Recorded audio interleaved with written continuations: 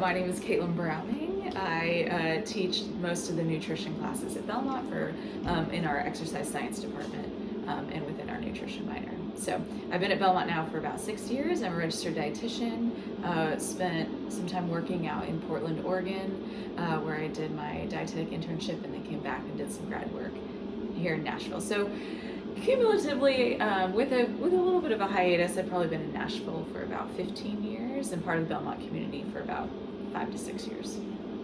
Yeah.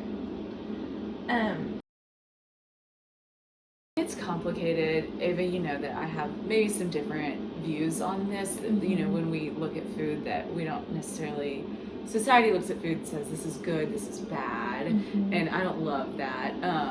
So I think the foods that would be the least nutrient dense are going to be something that really only is going to provide something like sodium, sugar, or majority of carbohydrates in a form that's not having any other types of nutrients with it. So I'd say what we see most people buying are those foods at convenience stores, so like a gas station, right?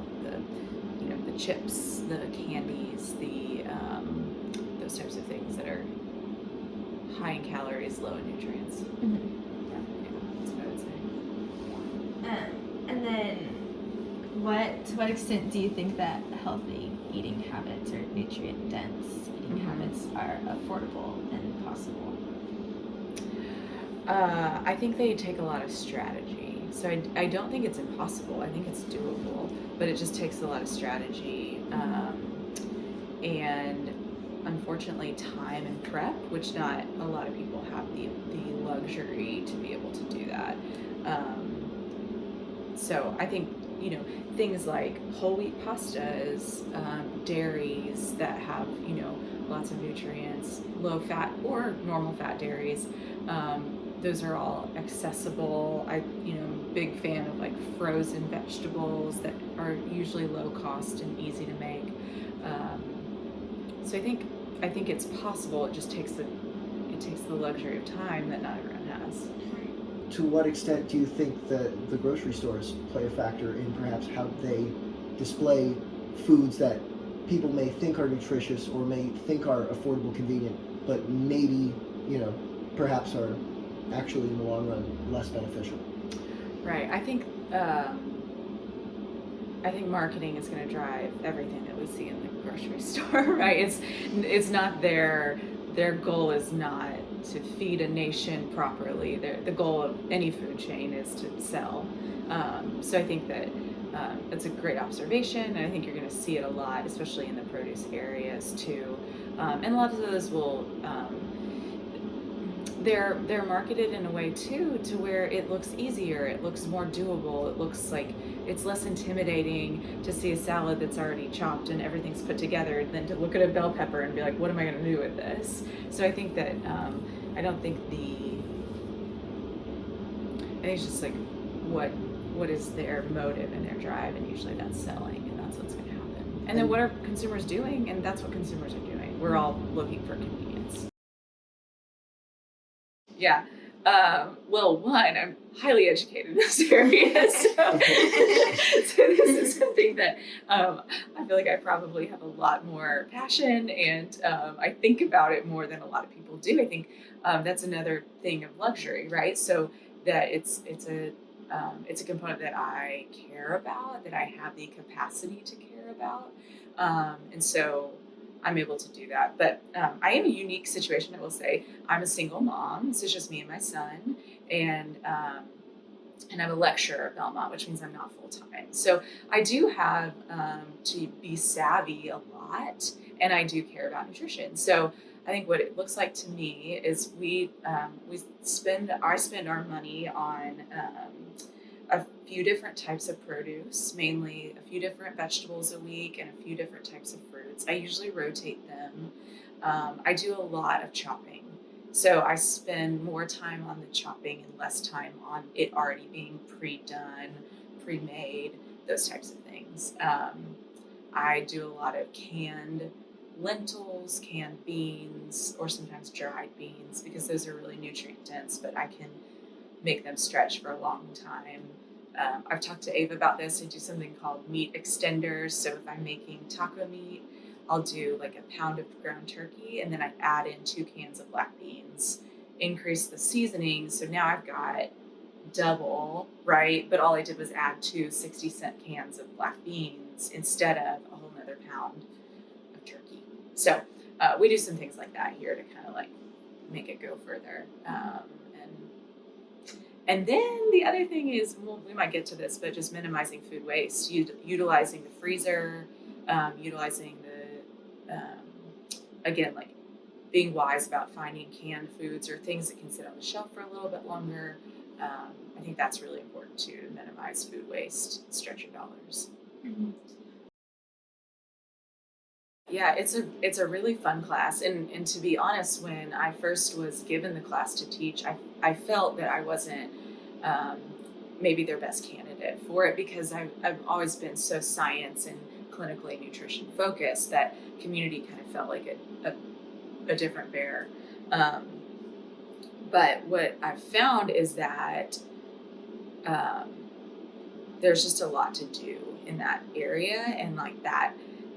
If we're talking about, all the other classes we teach are like advanced nutrition, diet and disease, and principles of nutrition, and those are all very technical, but it's the applicability and the ability to like put it all together and put it in a diet is what's important, and that's where community nutrition comes into play, especially here in Nashville when our culture of food is so it's wonderful and it's amazing, but it's so driven by those normal Southern foods that tend to be higher in fats, sodium, sugars, etc.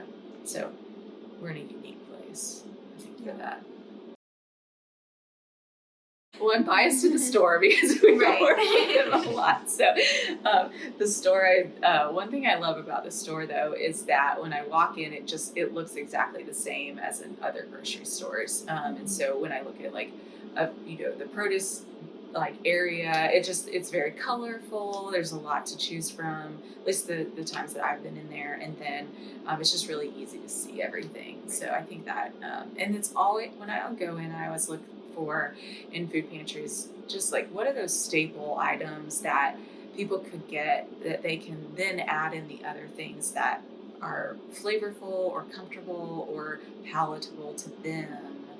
But starting the bases of like the rice, the beans, the oats, the a gallon of milk or whatever it is, those having access to those means they can spend their dollars or their SNAP dollars on things that diversify their diet in a way that suits them. Do they do a good job? Absolutely do a good job. Are they meeting the need? No, because Right. the need is so high and it's just so great. And we're in a really unique spot right now where food prices have never been higher, and the COVID emergency SNAP benefits were done in January. So people are receiving less on SNAP than they were in the last 3 years, and food prices are higher than they've been in the last 3 years. So, it just puts the weight and the tax on, tax, maybe not a good word, but it puts the weight on, those nonprofits that, they're keeping up by donations and other sources. So, I think Nashville, though, we're the volunteer state. The opportunities are here, and there's a lot of systems set up that is unique. A lot of cities don't have that infrastructure that we have. Well, one benefit is that and I hate to say it this way, but the popularity of having a restriction is very high. So, and that's not to mitigate or to, diminish somebody, but used to, it was only diagnosed, or it's only like given by a dietitian to say that, this, please try to avoid this food. It might resolve a medical condition. Now people elect their own dietary restrictions on their own based off how they feel or don't feel. So, again, marketing has really caught on to that. And so there's a ton of options out there now, which is a really good thing for people.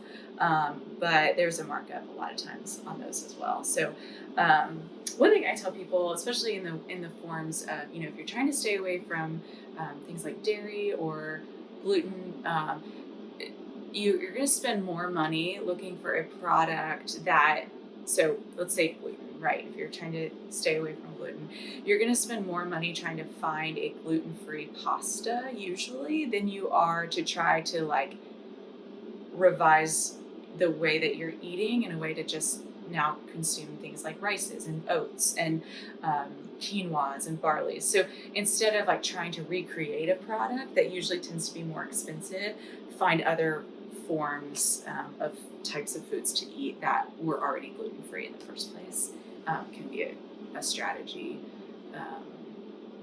But that's, that's for every individual, that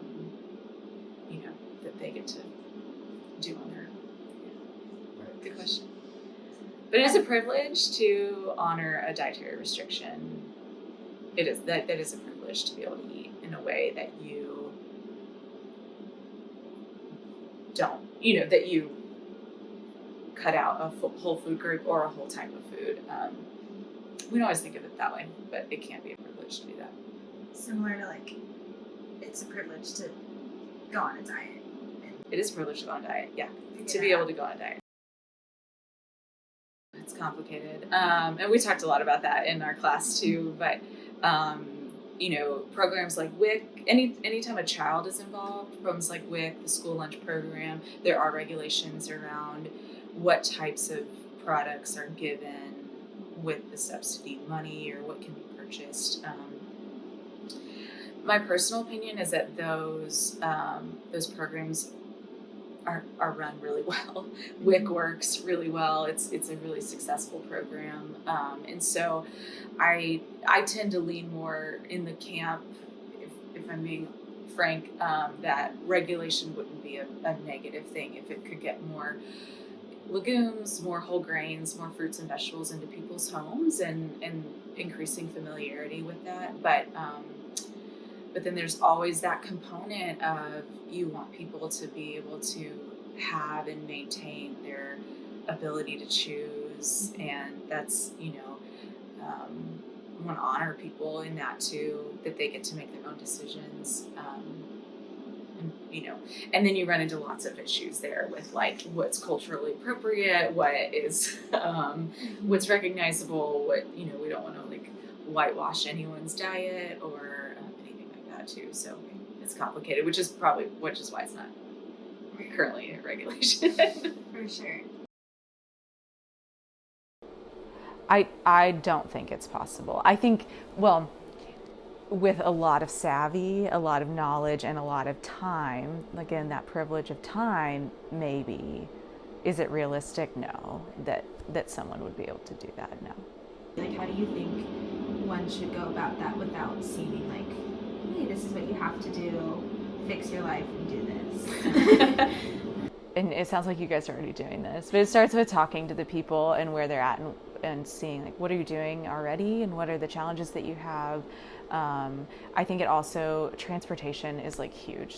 I mean, this isn't necessarily education, but like helping people have transportation to and from grocery stores to where they're not like having to carry all the bags and stuff like that is also really big. And then I think education on prep, education on minimizing food waste, and then recipes that are like less than 4 or 5 ingredients is important. And I think that those are the types of things that would encourage people to utilize in bulk, utilize nutrient-dense ingredients and minimizing that, again, that like luxury of time that most people don't have to kind of, help that.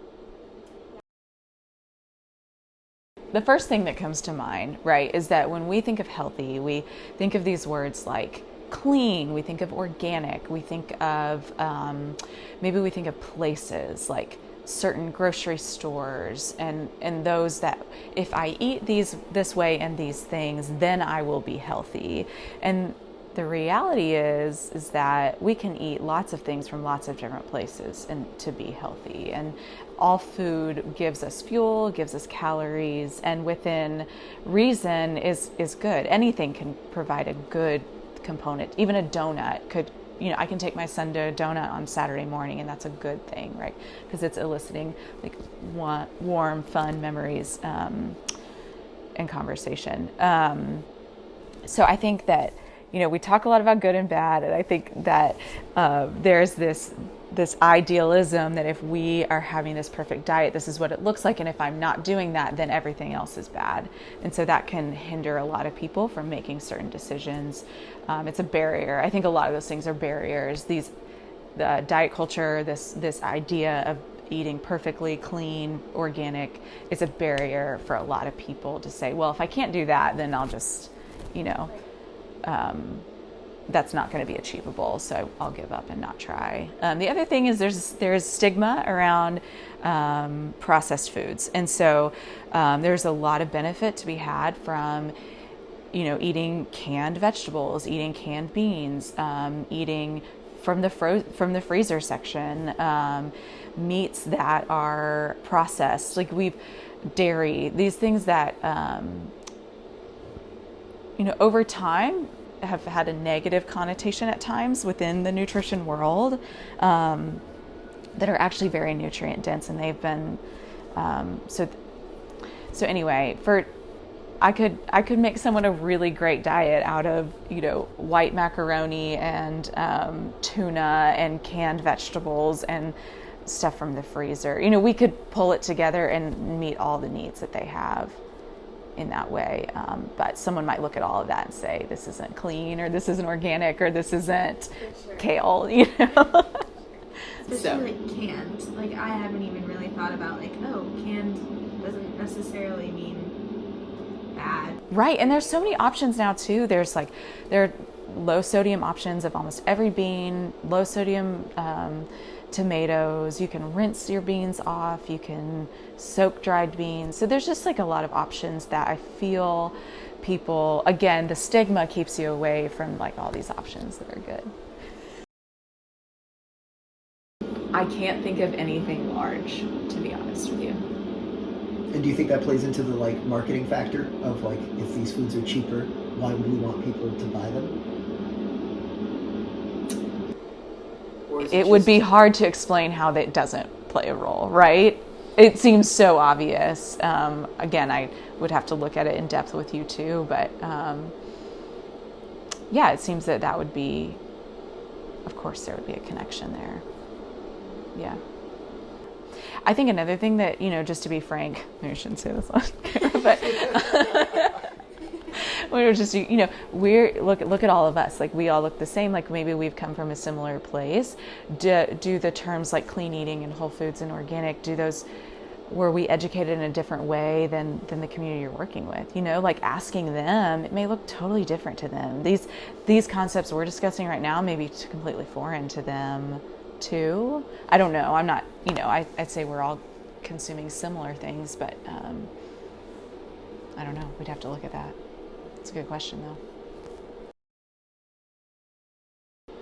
Yeah, and what's interesting? I think too, as individuals, yes, but nutrition professionals, right? When we're talking, if we're nutrition professionals, I think a former model, and I'm not saying it's a bad model, but a former model would be reduce sodium, reduce sugar, reduce this, increase this. And it's not, those are always good reminders, but I think the education model that needs to move forward is, again, I guess maybe I'm hitting, beating a dead horse, but again, saving foods, how to store foods better, how to reduce the waste, how do I utilize these cheaper things and make those 5 ingredient meals.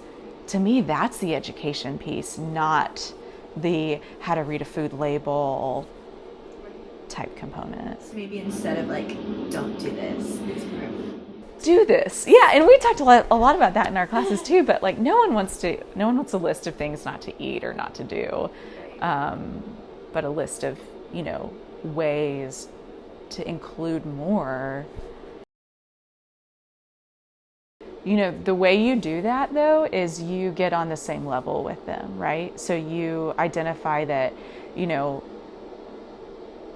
what are the things that you go to the grocery store and you say, no, I'm not going to buy strawberries because they're $5 a pound or whatever. What are the things that you can relate to as well. And that's how you make that happen, you know. But it sounds like you're doing that by talking to people in your community, so that's good. We are trying our best. The only other thing I'll say, and this is just I don't know, this just came to the top of my head, but the education piece of like, what are the government programs that are available and who can get them, and are they having access to them, I think is also really important. Because they are out there, and again, I know it's not enough, but it's definitely not enough if the people who are qualified for them aren't using them. So I think that's another piece of, and the story note does a component of that as well, but like making sure that there's education on what else can be tapped into. Oh my, yes. Yeah. Particularly 12 South comes to mind, but Edge Hill, don't put me on record for saying this, but it feels like Edge Hill is getting a lot smaller than it did as far as like what it looked like when I was in college. It still looks like that a little bit, but now it's like this much of that, where it used to be a whole lot more. And 12 South looks totally different. I mean, it was like totally different. There were like 1 or 2 restaurants in 12 South when I first came to Nashville, and now it's like, it is what it is. I don't know that it's making it easier for the population we're discussing. I don't think it makes it easier. No. Especially when and you all know this, but when you think of the amount of grocery stores even around there versus the amount of restaurants gonna, an entree is $12 to $15, and then the lack of grocery stores. So no, I don't think it's helpful for what we're discussing, the population we're discussing.